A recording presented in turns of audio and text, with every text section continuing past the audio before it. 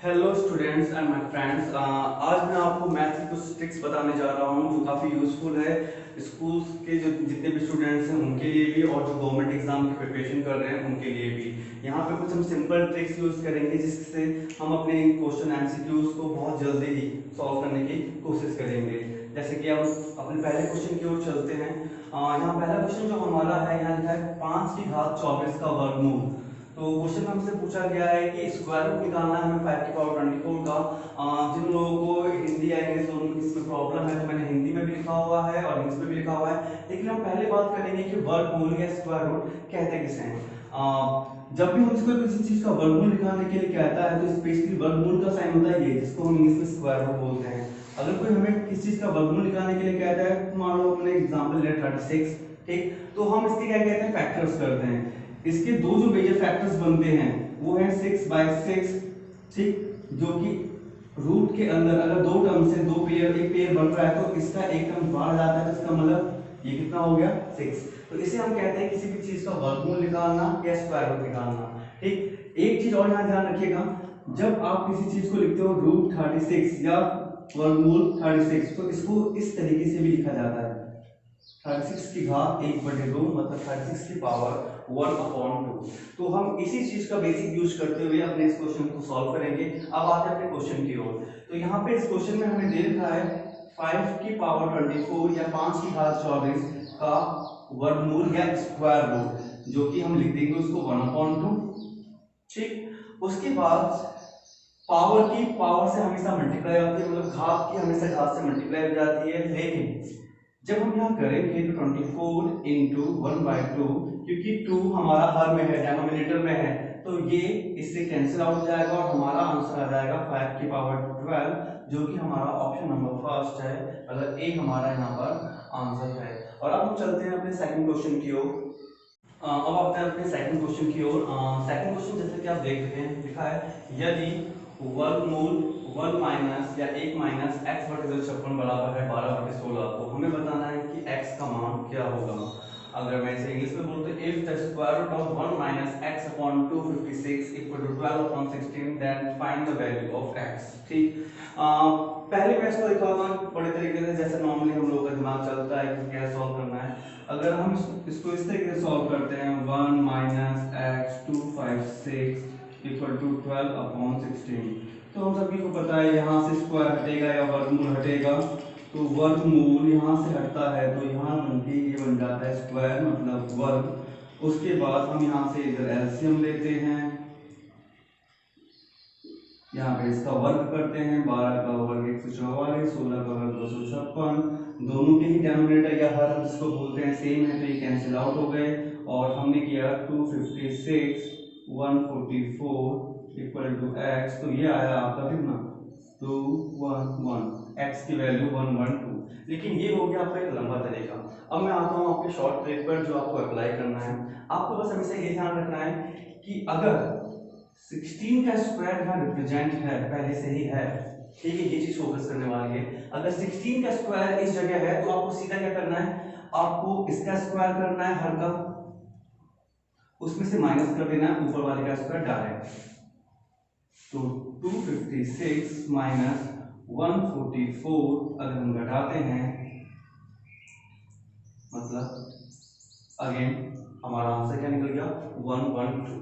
जहां हमारा यहाँ इतना ज़्यादा टाइम वेस्ट होगा, इस वाले में हम फटाफट एक हल्की सी ट्रिक यूज करते हैं और उस चीज़ को हम फटाफट अपने आंसर में तब्दील कर देते हैं। अब चलते हैं अपने थर्ड क्वेश्चन की ओर। थर्ड क्वेश्चन में दे रखा है 122 की घात 173 में हमें बताना है इकाई का अंक क्या होगा, ठीक। What is the units digit in 122 power 173। सबसे पहली बात है ये 173 देख के वैसे ही कंफ्यूज हो जाता है इंसान कि इतनी बार क्या मल्टीप्लाई करना है उसको, लेकिन इसमें भी एक ट्रिक है, ठीक है। लेकिन हम पहले सीखते हैं कि ये इकाई का अंक आखिरकार है क्या, जिसको अगर प्रॉब्लम है इकाई इन सब में। जब भी हम कोई संख्या लिखते हैं, जैसे कि मैंने लिखा है यहाँ पर 15, ठीक है, तो हम सीधे हाथ से ये जो हमारा होता है इसे हम बोलते हैं इकाई, इकाई का अंक, यूनिट्स डिजिट। तो हमें ये बताना है कि इसका स्क्वायर करने पर या इसकी पावर जो 173 है उतनी बार खोलने पर जो टर्म आएगा उसकी इकाई के अंत में आएगा वो कैसे। जैसे मैं एक एग्जांपल देता हूँ यहाँ पर, मान लो कि 16 है, हमने इसका वर्ग किया, स्क्वायर किया, ये आया 256, इसमें इकाई का क्या है 6। एग्जैक्टली सेम ऐसे ही हमें इस चीज को सॉल्व करना है, लेकिन अब इसमें ट्रिक क्या है, अब हम इसको देखते हैं एक बार। ठीक, तो एक रूल हमेशा ध्यान रखना, जब भी किसी संख्या की जो पावर है, घात है, वो 4 से ज्यादा हो तो हमेशा ऐसे करना, उस चीज को 4 से डिवाइड कर देना। ठीक, तो हम यहाँ पे करते हैं 122 जो कि हमें दे रखा है, इसकी घात है 173, इसको हम 4 से डिवाइड करते हैं। ठीक, अगर किसी को डिवाइड में प्रॉब्लम है तो डिवाइड देख लीजिए एक बार। 173 बच्चों की तरीके से, जैसे हम बचपन में क्या करते हैं सेम ऐसे ही करना है, 4 4 जा 16। और अगर किसी को डाउट है कि हमने पहले 1 से स्टार्ट क्यों नहीं किया, क्योंकि 1 4 से छोटा है, इसीलिए हमने इन दोनों को लिया। 4 4 जा 4 चौक 16, 4 3 जा, हमारे लिए इंपॉर्टेंट है ये रिमाइंडर शेष पर जो यहाँ बचा। ठीक, जो भी यहाँ रिमाइंडर आएगा, अब आपको क्या करना है, इस चीज को भूल जाओ 173 पावर जो भी है, अब आपको उस रिमाइंडर को उसकी पावर बना देना है। ठीक, और शायद इसमें तो कोई दिक्कत अब किसी को होगी नहीं। अगर मैं इसकी पावर को खोलूं तो ये 122 आएगा और उसमें इकाई का अंक क्या है 2, तो हमारा यहाँ आंसर 2। फोर्थ क्वेश्चन है हमारा, 11,111 का वर्ग का मान क्या होगा। What is the value of 11,111? ठीक है, बहुत ही सिंपल है कॉन्सेप्ट ये वाला, जो 11 का चल रहा है सब। मैं इसको थोड़ा इस तरह समझाऊंगा, आपको खुद कोशिश करने का। फिर उसके बाद 11 दो टर्म है तो आपको एक सीधी से चलना है, 1 2 1। अगर हम इसका स्क्वायर करें तो कितने टर्म्स हैं 3, तो 3 तक जाएंगे, 1 2 3, अब यहां से बैक टू 1। ठीक, तो अब शायद थोड़ा बहुत आपको आइडिया लग गया होगा। तो यहाँ पहले इसको काउंट करते हैं, कितने डिजिट है 1 2 3 4 5, तो मतलब में कहाँ लगाना है 1 2 3 4 5 और फिर रिवर्स में 4 3 2 1। और ये हमारा आंसर इस बार ए से मैच नहीं कर रहा है, हमारा हो गया इस बार ये आंसर डी, 1 2 3 4 5 3 2 1। ठीक, तो अब हम चलते हैं अपने नेक्स्ट क्वेश्चन की ओर। जो फिफ्थ क्वेश्चन है आपका वो है 6 की घात 10 गुणा 7 की घात 17 गुणा 11 की घात 27 में कितने अभाज्य गुणनखंडन हैं। इंग्लिश में हाउ मेनी प्राइम फैक्टराइजेशन इन 6 की पावर 10 into 7 की पावर 17 into 11 की पावर 27। ये क्वेश्चन थोड़ा ट्रिकी है, लेकिन हमारे पास भी ट्रिक्स हैं।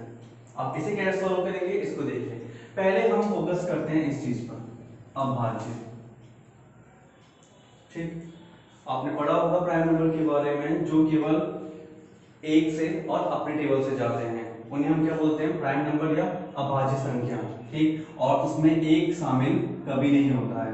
ठीक, तो वो संख्या कौन कौन सी थी, अगर एग्जांपल के तौर पर अगर मैं उदाहरण के तौर पर आपको दूं, तो जैसे कि 2 वो अपने टेबल में आता है और एक के टेबल में आता है 3। ठीक, तो हम इन्हें बोलते हैं कि ये प्राइम फैक्टर है, मतलब अभाज्य गुणनखंडन है।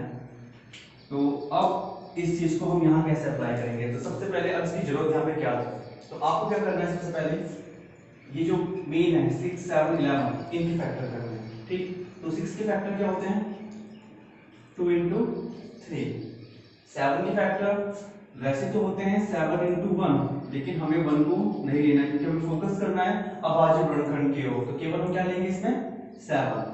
11 के फैक्टर भी 11 into 1 होते हैं, लेकिन फिर वही हमें 1 को नहीं लेना है। ठीक, अब हम करेंगे काउंटिंग कि किसमें कितने कितने फैक्टर है। तो 6 में कितने फैक्टर मिले हमें 2, इसमें कितने फैक्टर हैं 1, 11 खुद में अकेला एक फैक्टर है। ठीक, और अब क्या करेंगे हम, ये जो हमने गुणनखंड किए, जो 2 फैक्टर हमारे आए, इसको हम घात से पावर से मल्टीप्लाई करेंगे। तो 2 की मल्टीप्लाई हम करेंगे 10 से, कितना हो गया 20। 1 की मल्टीप्लाई किससे कर देंगे 17 से, तो ये हो गया आपका 17। और सेम यहाँ पे भी 1 की मल्टीप्लाई हम किससे कर देंगे 27 से, तो ये हो गया आपका 27। और फाइनली हम अपने आंसर के लिए कि कितने अभाज्य गुणनखंड हैं या कितने प्राइम फैक्टराइजेशन है, इसके लिए जब जाएंगे तो हम क्या करेंगे, हमारे ये तीन जो आंसर आए इन सबको हम ऐड कर देंगे। ठीक, और जब हम इन्हें ऐड करेंगे तो हमारा आंसर क्या आ रहा है वो भी देख लेते हैं। 20, 30, 40, 50 और 14, 64, तो हमारा आंसर हो गया इसका 64। ठीक, और अब हम चलते हैं नेक्स्ट क्वेश्चन के लिए। 6 क्वेश्चन है आपका, 17 की घात 17 में इकाई का अंक क्या है? What is the unit digit in 17 की पावर 17? शायद हम इस टाइप का क्वेश्चन अभी पीछे कर चुके हैं, तो बहुत से तो पता भी चल गया होगा कि हमें इसमें करना क्या है। चलिए करते हैं। फिर से वही, क्योंकि इसकी घात 4 से ज्यादा है तो हम क्या करेंगे, हम 17 की पावर या घात 17 को किससे डिवाइड कर देंगे, 4 से। अगर हम इसको डिवाइड करते हैं 4 से तो ये हमारा कितना आ गया, 4 चौक 16, 4 4 16, रिमाइंडर बचा 1। और फिर हमने क्या कहा था, हमें इस रिमाइंडर की ही जरूरत होती है अपने आंसर तक पहुंचने के लिए, अपने इस शेषफल की। तो देखते हैं अब हम क्या करेंगे। अब हमारे लिए 17 की पावर जिसकी कोई वैल्यू नहीं रह गई है, हम रखेंगे पावर 1। ठीक, और 17 की पावर 1 कितना आ गया, 17, और इकाई का क्या हो गया 7, जो कि है आंसर नंबर सी। ठीक, अब चलते हैं अपने नेक्स्ट क्वेश्चन की ओर। अब चलते हैं तुम्हारे 7th क्वेश्चन की ओर। 7th क्वेश्चन में आपको दे रखा है वर्गमूल 72 प्लस वर्गमूल 72 प्लस वर्गमूल 72 प्लस, और ये सीरीज चल रही है आपकी अनंत तक। ठीक है, तो square root of 72 plus square of 72 plus square of 72 plus to infinity. अब इस क्वेश्चन में क्या ट्रिक यूज करेंगे, चलिए करते हैं, उस ट्रिक को यूज करते हैं। ठीक, सबसे पहले आपको क्या करना है, आपको ये जो 72 ये 72 दिख रहा है इसके 2 फैक्टर करना है। ठीक, तो मैंने वो 2 फैक्टर किए 8 into 9। अब दिमाग में आ रहा होगा कि फैक्टर तो इसके शायद अगर हम करें तो और भी होते हैं, 236 218 2 9 ठीक, फैक्टर तो इसके बन रहे हैं 5, लेकिन मैंने ये 2 फैक्टर क्यों लिए, तो यहाँ आपको ये चीज ध्यान रखनी है कि आपको इस 72 72 के ऐसे 2 फैक्टर करने हैं जिसका एचसीएफ 1 आता हो। क्योंकि अगर मैं यहाँ पर एचसीएफ 8 और 9 का निकालूं तो क्या आएगा, अगर मैं इन दोनों का एचसीएफ निकालता हूँ हाईएस्ट कॉमन फैक्टर, ठीक, तो वो आएगा आपका 1। तो ये चीज आपको ज्यादा ध्यान रखनी है इस केस में कि इसको अगर मैं एचसीएफ के माध्यम से ना समझाओ, ऐसे समझाओ कि ये दोनों केवल एक ही टेबल से कटे, एक ही टेबल से। ठीक, तो ये आपके लिए ज्यादा बेटर रहेगा कि मतलब मैंने 72 के ऐसे 2 फैक्टर किए हैं जो केवल एक ही टेबल से कर सकते हैं, और वो टेबल होगा 1 का। ठीक, जब आपने ये फैक्टर कर दिए उसके बाद ये क्वेश्चन में कोई दम तोड़ देना है। क्यों, अब इसका आंसर क्या होगा, अगर यहाँ प्लस है तो जो बड़ा वाला नंबर है वो इसका आंसर है, मतलब यहाँ हो गया हमारा आंसर सी। ठीक, ये हमारा यहाँ पे आंसर हो गया। लेकिन अगर कभी भी क्वेश्चन में इस प्लस की जगह यहाँ माइनस दे रखा हो तब आपको क्या करना है, आपको पूरा ऐसे ही करना है। बस ये ध्यान रखना आपने जो 2 फैक्टर किए थे, ठीक, उसमें तब छोटा वाला जो होगा वो आपका आंसर हो जाएगा। मतलब उस केस में अगर यहाँ माइनस होता तो उस केस में हमारा आंसर यहाँ क्या होता, 8। ठीक, अब चलते हैं अपने नेक्स्ट क्वेश्चन की ओर। क्वेश्चन नंबर 1 क्वेश्चन में आप जैसे कि देख रहे हैं कि वर्गमूल 8 प्लस वर्गमूल 57 प्लस वर्गमूल 38 प्लस वर्गमूल 108 प्लस वर्गमूल 169। ठीक, square root of 8 plus square root of 57 plus square root of 38 plus square root of 108 plus square root of 169। ठीक है, बेसिकली इस चीज में हम कोई ट्रिक यूज नहीं करेंगे। एक्चुअली यहाँ आपकी इंटेलिजेंस चेक की जाएगी कि आपको स्क्वायर रूट या वर्गमूल निकालने में कितना हुनर है। ठीक, हाँ, अगर किसी को डाउट है कि वर्गमूल निकलता कैसे तो मैं एक चीज बता देता हूँ। ठीक है, आप सभी ने या फिर किसी ने जब अगर नहीं पढ़ा है जो वर्गखंड विधि थी वर्गमूल निकालने की, ठीक है, मैं उसको उस तरीके से बता देता हूँ। मान लो कि 16 है, हमें उसका वर्गमूल फाइंड करना है, तो हमने सबसे पहले क्या किया, उसकी फैक्टर कर देते हैं। 2 8 जा 16, 2 4 जा 8। अगर मैं यहाँ इसकी चीजों को लिखूंगा तो 16 की जगह मैंने लिया 2 into 2 into 2 into 2। ठीक, यहाँ आप देख रहे हैं जैसे कि 2 या 2 जिसके हम पेयर बन रहे हैं, इसका एक पेयर हम रूट से बाहर ले लेते हैं। सेम ऐसे ही यहाँ भी पेयर बन रहा है, इसका भी एक पेयर हमने वहां ले लिया, तो ये हो गया 2 2 जा 4। तो इसका मतलब 16 का जो रूट है वो क्या है 4, ठीक। और अगर मैं 4 का स्क्वायर करूँ तो ये क्या है हमारा 16, ठीक। तो उसी हिसाब से आपको इन सबके स्क्वायर रूट करने हैं, और जिसने याद कर रखे हैं वर्गमूल काफी अच्छा है, ठीक है। तो हम करते हैं इस चीज को। तो सबसे पहले हमारे पास है 169, तो 169 का वर्गमूल या स्क्वायर रूट क्या होता है 30। अब इसमें हम ऐड कर देंगे 108, 108। तो 108 जैसे हमने इसमें ऐड किया ये बन गया 121। अब इसके ऊपर भी क्या लगा वर्गमूल लगा हुआ है, तो वर्गमूल इसका क्या हो जाएगा 11। अब इस 11 में हम क्या ऐड कर देंगे 38। जैसे हमने इसमें 38 ऐड किया ये क्या बन गया 49। 49 क्योंकि वो खुद अब रूट में है तो हम यहाँ से भी क्या निकालेंगे वर्गमूल या स्क्वायर रूट निकालेंगे, जो कि अब हो जाएगा कितना 7। और 7 में हम क्या जोड़ देंगे 57। 57 हमने इसमें जैसे ऐड किया तो अभी हमारा क्या बन गया 64, जो कि फिर उसके ऊपर रूट लगा हुआ है तो हमें इसका भी रूट निकालना होगा। 64 का रूट क्या होता है 8। और फाइनली हम इसमें क्या जोड़ देंगे हमारा आखिरी पार्ट 8। जैसे जोड़ते हमें मिला 16, और क्योंकि इसके ऊपर भी रूट है तो ये आ गया हमारा 4 और 4 मतलब 1। ये हमारा करेक्ट आंसर हो गया, ठीक। अब चलते हैं अपने 9th क्वेश्चन की ओर। 9th क्वेश्चन जैसा कि आपको दे रखा है 1 सही 1/2 जमा 11 सही 1/2 प्लस 111 सही 1/2 प्लस 1111 सही 1/2। इन सबको हमें जोड़ना है और बताना है कि हमारा आंसर क्या होगा, ठीक। 1.5 प्लस 11.5 प्लस 111.5 प्लस 1111.5 प्लस। तो इसे करने का एक तो तरीका है कि आप इसको पहले कंप्लीट टर्म्स को ले जाओगे फ्रैक्शन में, मिक्स फ्रैक्शन को कंप्लीट फ्रैक्शन में कन्वर्ट करोगे, फिर एलसीएम लोगे तो इसे सॉल्व करोगे। लेकिन जो बेसिक तरीका है इसे करने का जो ट्रिक है वो क्या है, सबसे पहले आपको कंप्लीट नंबर पे फोकस करना है जो क्वेश्चन में गिवन है। जैसे कि यहाँ हमें 1 दे रखा है, यहाँ 11, यहाँ ये, और यहाँ पर ये टर्म। तो हमें क्या करना है इन सबको आपस में जोड़ लेना है।